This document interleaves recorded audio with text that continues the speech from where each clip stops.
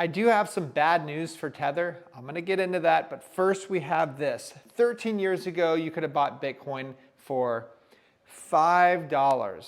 So when you hear all this noise from all the giant influencers and YouTubers saying, oh, this is boring, I hate this, price action, whatever, keep in mind that this is all noise. This is what Heidi and I preach about.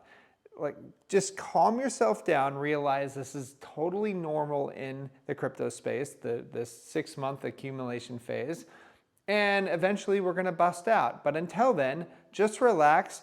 Don't go high into leverage, as I keep saying, and I keep warning people that, hey, when it reached $66,000, I'm like, hey, I think we're gonna pull back, and people just pretty much spat in my face. And now we see that it's getting pulled back and that people are getting bearish now. It's a very emotional ride from the majority of people. But if you're following us at learningcrypto.com, you will know that everything is perfectly fine and chill. But moving on, let's talk about the US dollar. Okay, so it experiences crazy amounts of inflation because the central bank just keeps printing and printing and printing. Every 100 days, they print $1 trillion. And that's what we just know about. They'll never open their books to an independent audit. But first, we have 1 penny now costs 3.07 cents to manufacture and distribute. So they're losing money every time they go ahead and do that. They make a penny. So guys, this is just a psychotic system. I hope you realize this, that nobody's going to fix this. This is the US and Europe and whatever. They're all run by central banks at this point. I'm sure you kind of know this, even though the people think there's an election coming November. Keep in mind that your central bank is going to continue running the show. So if you see a penny that says 2024 in it, know that your government chose to lose money on this instead of reining in their craziness called inflation and currency printing. And that is just one example of so many of their blatant misrepresentation of you guys. So moving on to Blackrock. Blackrock is now promoting Bitcoin in a way that Heidi and I have. So they're showing this graph right now of the US dollar's decline. And they're saying, hey, this is going to probably help out. Bitcoin is probably going to help out with this. So it's really interesting that they're actually pointing out the failure of what the Federal Reserve has done, even though BlackRock is a shareholder of the Federal Reserve. They are a huge shareholder, by the way. I think BlackRock, Vanguard, and State Street, they own about 21% of the Federal Reserve. So what are your thoughts? Why are they kicking their own little company, their own little organization? But you know what you won't hear from BlackRock is advocacy for self-custody. There's no way they're going to do that. But it goes against everything that they are. Now, Americans now own a record $1.14 trillion on their credit cards. This is according to the Fed. This is not going to get any better. And I keep saying this year after year after year.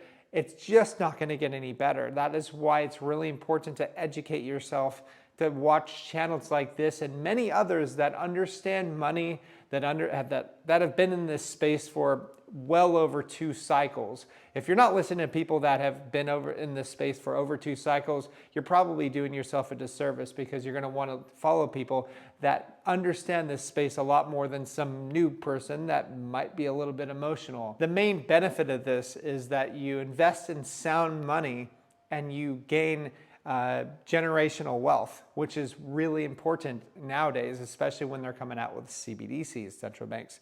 Coinbase is delisting Tether for European customers. So that actually bodes well, considering that Circle owns Coinbase and that Coinbase has USDC. So they are essentially right now, USDC is the closest thing that essentially Europe has to a central bank digital currency. And so it's not difficult to understand why USDC is going to have the green light probably all around the world. It's because Coinbase is pretty much owned by Blackrock now. Circle is their sister company. And so anything that Blackrock touches or wants to be, green lighted around the world, it's going to pass, just like you saw with the spot ETFs. So doesn't take a neuroscientist to go ahead and figure this stuff out. So I do think that Tether is going to come under a bit of pressure on this. Tether has triple the market share of USDC right now. So let's see how much this actually changes. And to finalize this is the most important thing, if you can listen to this, is that this is why we trash people like Michael Saylor who promote regulations. And this is why I get so much kickback from this, because people are like, oh, he's a great person for this space. No, he's not, guys. He's good at, he says some very good things and he educates people about Bitcoin, but what he doesn't tell people is that he's very for regulations. So if you're for regulations, this is just a taste of what you guys are gonna get. If you don't understand decentralization, you guys are gonna be put in a little tiny box, just like the US citizens have been with Binance to Binance.us. That was just a taste of what you guys are going to get. You guys are going to get pinched and pinched and pinched till you just can't hold Bitcoin anymore. That, I promise you, 100% guaranteed is going to happen unless you guys wake up and start understanding why Bitcoin was created and why we don't care about politicians. We care about decentralizations. Don't trust, you verify. And that is why we always promote self-custody. So take advantage of that while you still can. Talk to you soon.